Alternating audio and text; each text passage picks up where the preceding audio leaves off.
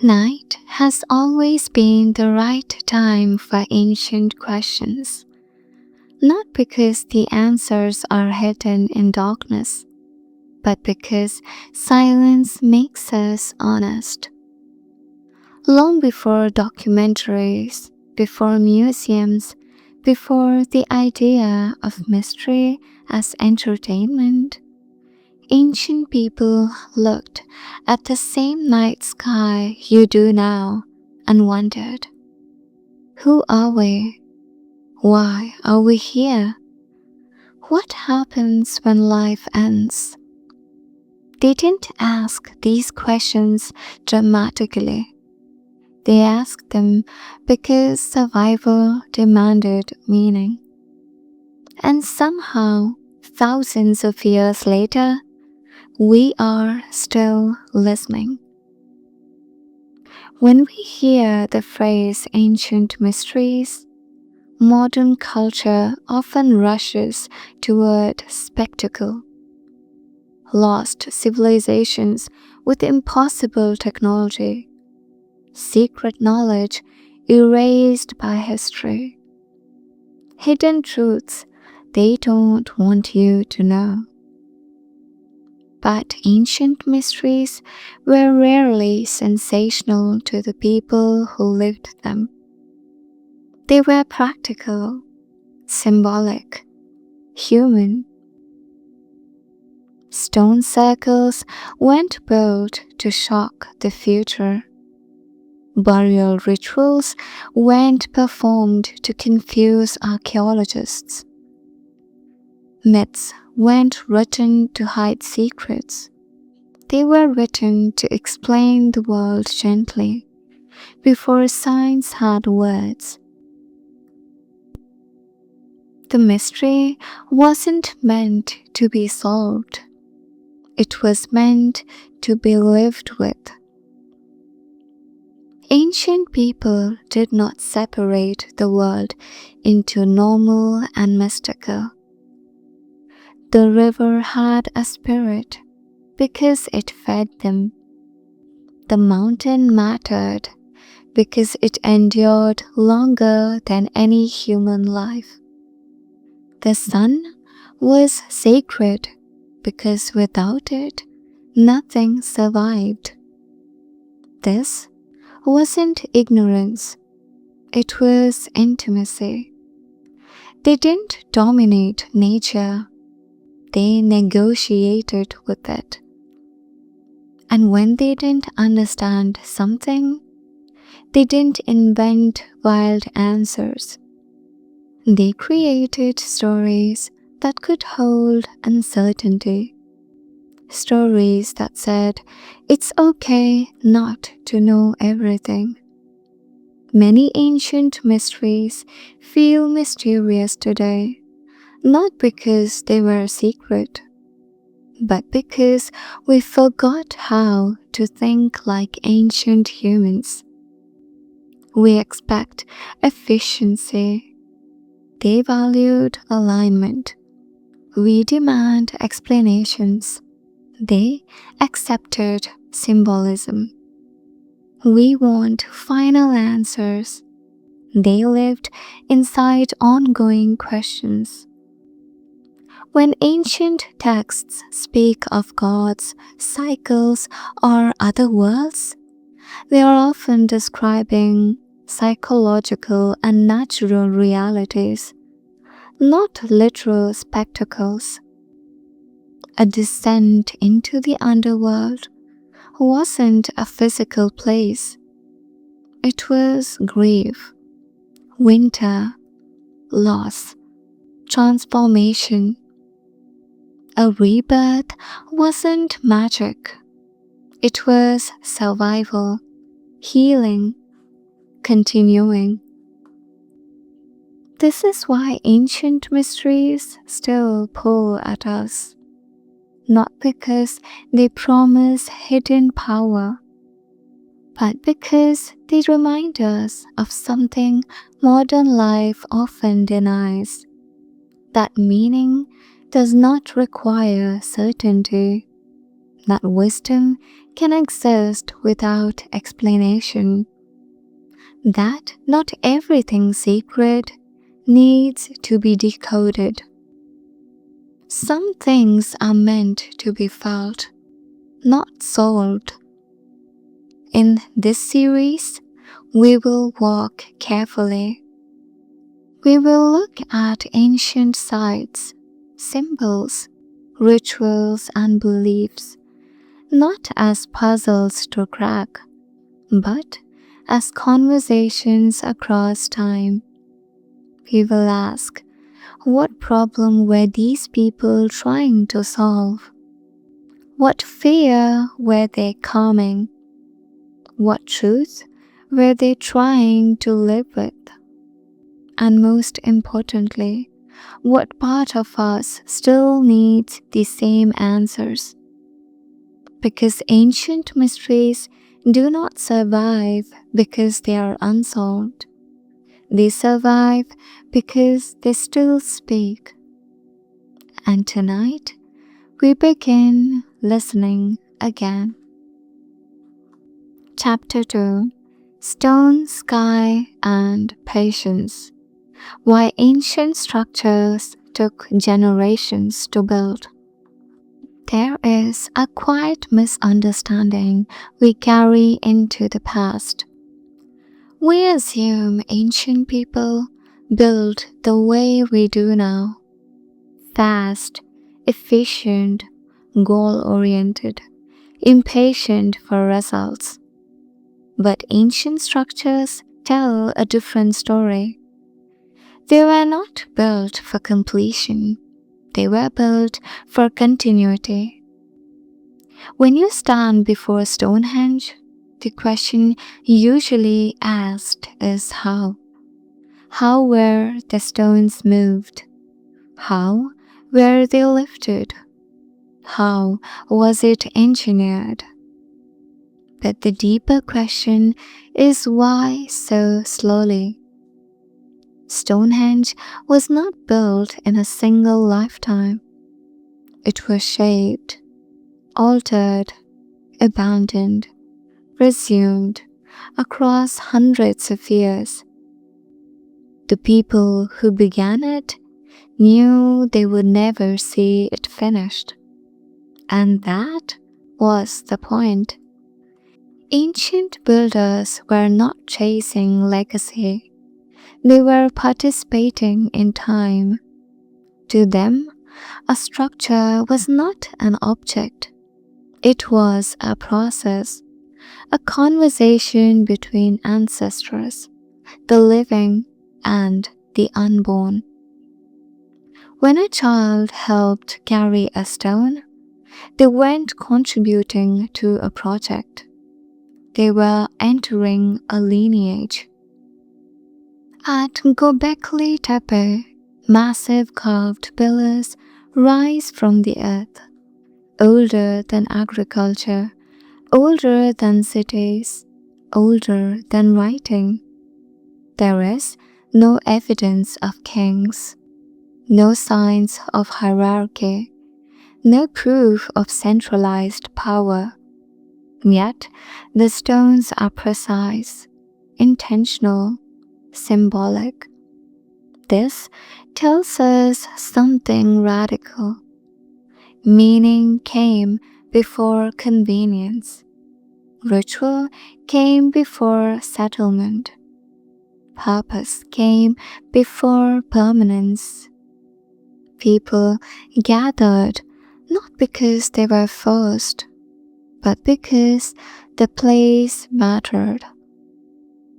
Ancient structures often aligned with the sky. Solstices, equinoxes, lunar cycles, not to show off astronomical knowledge, but to synchronize human life with cosmic rhythm. Time wasn't something to be managed. It was something to be honored. When sunlight entered a chamber once a year, it wasn't a trick. It was reassurance. a reminder that darkness ends, that cycles return, that patience is rewarded without effort. In the Andes, the stones of Machu Picchu fit together so tightly that no blade can pass between them. No mortar, no hurry, no margin for error.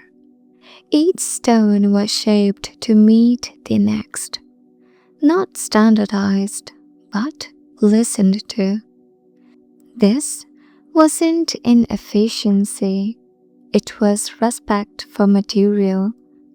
The stone dictated the pace. The mountain dictated the design. The builders adjusted themselves to the world, instead of forcing the world to adjust to them. Modern construction asks, how fast can this be done? Ancient construction asked, how long should this take? Sometimes the answer was longer than a lifetime. Because ancient people understood something we struggle to remember. Not everything meaningful needs to be finished. Some things need to be continued. These structures survive not because they were advanced, but because they were patient. They were built slowly enough to be absorbed by culture, remembered by ritual, and repaired by memory. And perhaps that is why they still speak to us. They were never trying to impress the future. They were trying to belong to time itself. Chapter 3: Symbols, Not Secrets. Why ancient art was never meant to be decoded. We often approach ancient art as if it were a locked door. We look for a key, a code, a hidden message waiting to be cracked. But ancient art was rarely a puzzle. It was a language of experience, meant to be entered, not solved. When you see the cave paintings at Lascaux, the instinct is to ask what they mean. Why the animals? Why the repetition? Why the deep, unreachable chambers? But to the people who painted them, these images were not symbols standing in for something else. They were acts. Painting a bison was not representation, it was participation. To draw the animal was to encounter it again, to rehearse the hunt, to honor its spirit, to remember the balance between taking life and sustaining life. Meaning was not abstract, it was embodied. Modern viewers often assume ancient art functioned like writing, that each image corresponds to a fixed idea. But ancient cultures did not think in that way. A spiral carved into stone did not stand for time. It felt like time, endless, returning, without a clear beginning or end. The symbol worked because it mirrored lived experience, not because it conveyed information. Consider Egyptian hieroglyphs carved across temples and tombs. To us, they appear rigid, formal, almost bureaucratic. But to the ancient Egyptians, writing itself was alive. A hieroglyph wasn't merely read, it acted. To carve a symbol was to give it presence.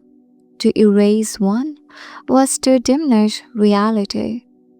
This is why names were protected, why faces were defaced in political struggles, why images mattered more than explanations.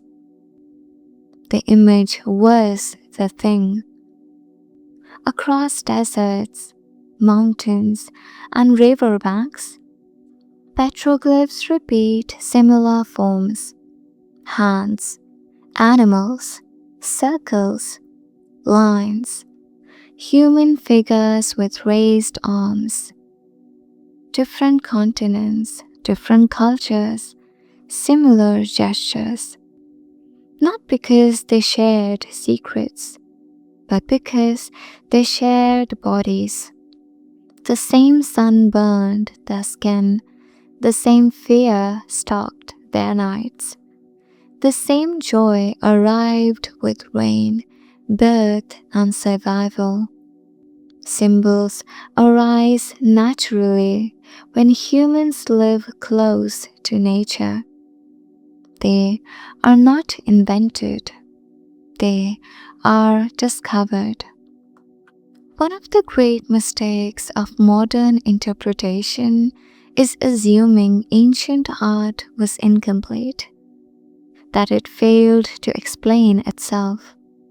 In truth, it never tried to. Ancient art trusted the viewer. It assumed you would stand quietly, feel the scale, sense the rhythm. Notice how the image changes you. If you didn't understand it immediately, that was acceptable. Understanding was not a requirement for meaning. This is why ancient art feels powerful even now. Not because we finally get it, but because it still works. A handprint on stone is still a hand reaching across time. An animal carved in shadow still moves in the mind. A spiral still pulls thought inward. No translation required. Perhaps ancient art confuses us because it asks something unfamiliar. Not what does this mean, but what does this do to you? It doesn't demand analysis. It invites presence. And in that presence, something subtle happens. You stop trying to conquer the past. You begin to meet it. Chapter 4: Ritual over Revelation.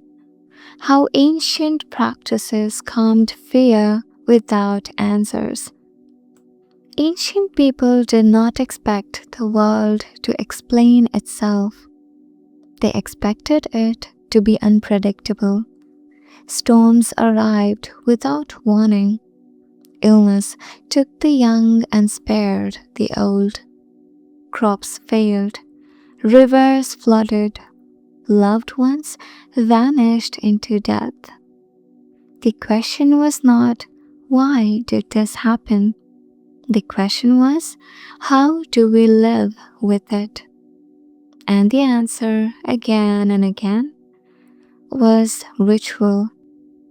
Ritual is often misunderstood as primitive science, a failed attempt to control nature. But ancient rituals were not experiments. They were containers. They held fear so it didn't spill everywhere. When people gathered around a fire at night, repeating the same words, the same movements, the same songs, they were not trying to change reality. They were changing their relationship to it. Predictability soothed the nervous system. Repetition restored order. Participation replaced helplessness. Consider the ancient Greek rites known as Eleusinian mysteries. For nearly 2000 years, participants underwent secret ceremonies connected to life, death, and rebirth. We still don't know exactly what happened inside, and that absence bothers modern minds. But to the ancients, secrecy was not about hiding information. It was about protecting experience. The mysteries promised no doctrines, no explanations, no proofs. Only this: you will not fear death in the same way afterward. That was enough. Ritual does not answer questions, it absorbs them. When a body was buried with tools, food, or flowers, it wasn't because the dead literally needed them. It was because the living needed to act, to do something with their hands, to mark the transition, to acknowledge that life had changed shape. Across cultures, burial rites look remarkably similar, not because of shared theology, but because grief requires structure. Without ritual, sorrow has nowhere to go. Ancient rituals often followed natural cycles: new moons, full moons, solstices, harvests. These were not cosmic secrets, they were anchors in time. When everything else felt uncertain, the sky still kept its promises. Lighting a fire on the longest night of the year did not make the sun return, but it reminded people that it always had before. That memory calmed fear better than any explanation. Modern culture often demands clarity. Tell me the reason, show me the mechanism, prove it. Ancient culture asked something softer. Can we do this together? Ritual transformed isolation into belonging. You didn't need to understand death to grieve it. You didn't need to explain the gods to honor them. You didn't need certainty to participate. Presence was enough. This is why ancient rituals feel powerful even now.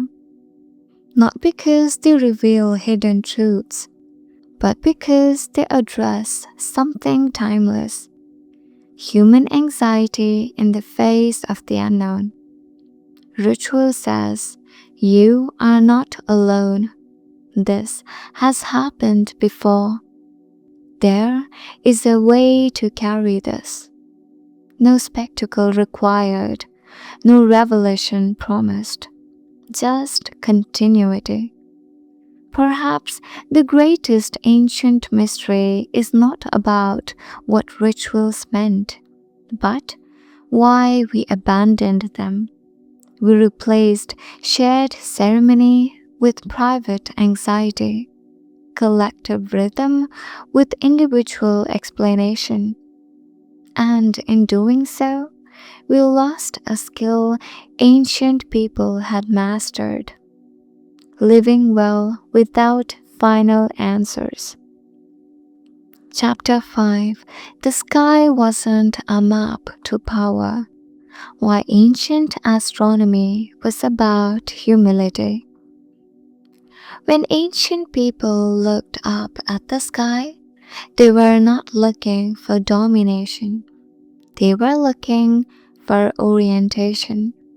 The night sky was not a code to unlock power, nor a chart for predicting conquest. It was a reminder of scale. You were small, life was brief, and the universe moved on with or without you. This realization did not frighten ancient cultures. It grounded them. Modern interpretations often frame ancient astronomy as a kind of lost superscience, precision without tools, knowledge without technology. But ancient stargazing was not about mastery. It was about humility through pattern. When people tracked the sun, the moon, and the stars, they weren't trying to control time. They were learning how to live inside it. At Stonehenge, the alignment with the celestes is often described as astonishing. And it is. But the astonishment is not technical, it is philosophical. To notice the slow drift of the sun across the horizon, to mark its turning points, to build stone upon stone so that light enters at one exact moment each year.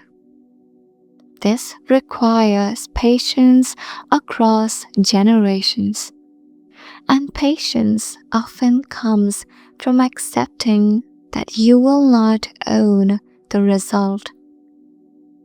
In the ancient Americas, structures like El Caracol tracked Venus, the moon, and the seasonal cycles with careful attention, not to predict the future in a dramatic sense, but to know when to plant, when to rest, when to gather, when to wait. Astronomy was agriculture's companion. The sky mattered because survival depended on listening, not guessing. Even earlier at sites like Nabta Playa, stone arrangements marked celestial events thousands of years before pyramids rose along the Nile. These stones did not proclaim human greatness. They whispered something quieter. We are paying attention. That alone was sacred. Ancient people did not imagine the cosmos revolved around them. Quite the opposite. The sky's vastness placed human life into context. Birth, death, success, failure, all unfolded beneath movements far older and larger than any tribe or king. This perspective softened ego. It reminded communities that no individual stood at the center, only the cycle did.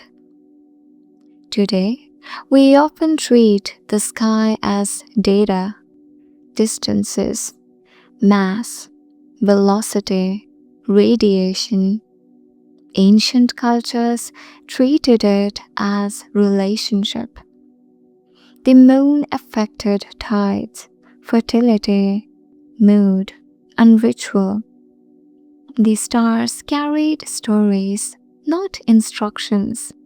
The sun was honored not because it obeyed, but because it endured. Knowledge did not inflate the self, it humbled it. This may be why ancient astronomy feels mysterious now, not because we don't understand the mechanics, but because we have lost the posture. We look up to measure, they looked up to remember that their lives were temporary, that continuity mattered more than control, that meaning came from alignment, not dominance. The sky was never a map to power, it was a mirror. And when ancient people gazed into it, they did not ask how to rule the world. They asked how to live gently inside it. As the night deepens, something becomes clear.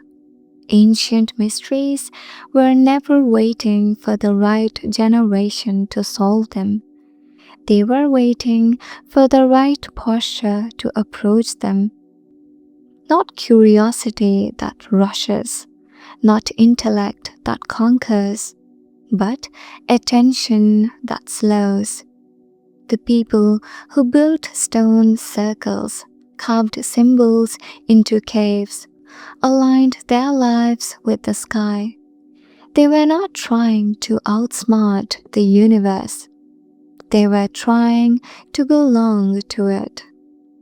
What we call mystery, they called normal. Birth without certainty, death without explanation, seasons without control. They did not panic at the unknown. They practiced living beside it. Ritual gave shape to fear. Symbol gave texture to experience. Patience gave meaning to time. Nothing needed to be revealed for life to continue. Perhaps this is why ancient mysteries still feel powerful. They do not demand belief. They don't insist on answers. They don't compete for attention.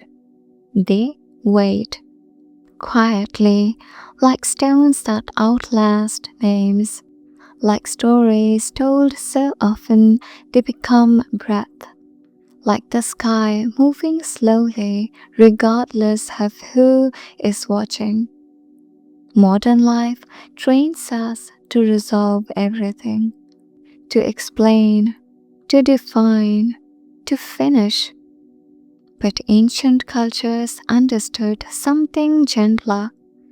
Some questions are not problems, they are companions. You don't solve them, you walk with them. So when you think about ancient mysteries, let them rest where they belong.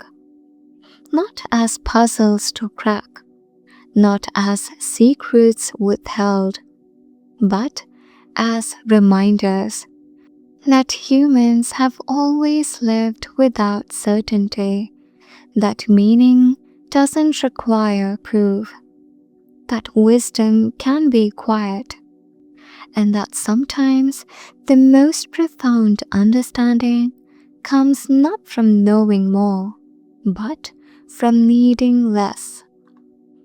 The ancients are not asking us to uncover that truths. They are asking us to remember something we already know. How to sit with the unknown and still feel at home.